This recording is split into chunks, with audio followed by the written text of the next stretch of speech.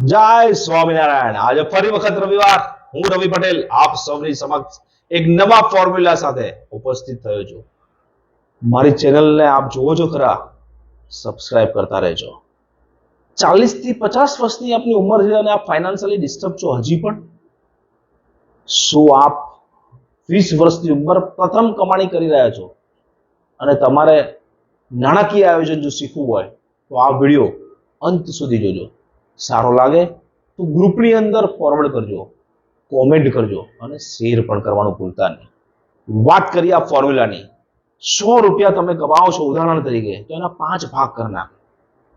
આ 5 ભાગ કરશો તમે તો લગભગ તમારે જીવનની અંદર કોઈની પણ પાસે ઓછીના પૈસા લેવાની જરૂર નહીં પડે।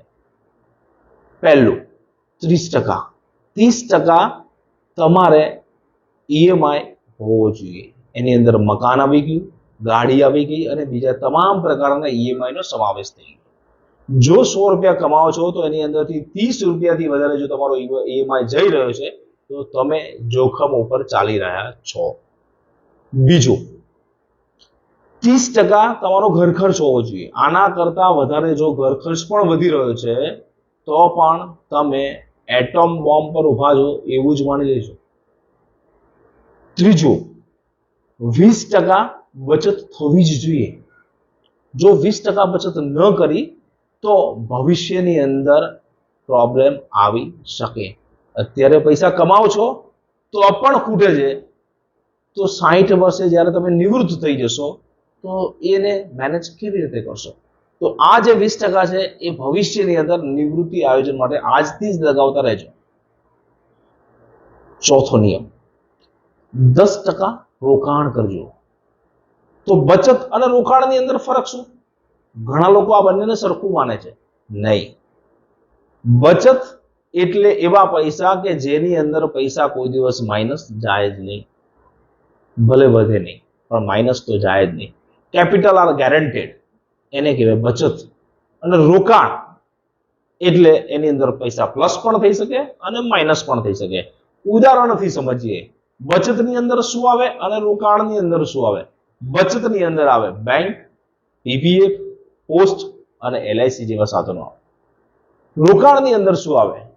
આની સિવાય બાકી જે પણ રહ્યું બધું રોકાણમાં। ઉદાહરણ તરીકે property, gold, mutual fund, stock market.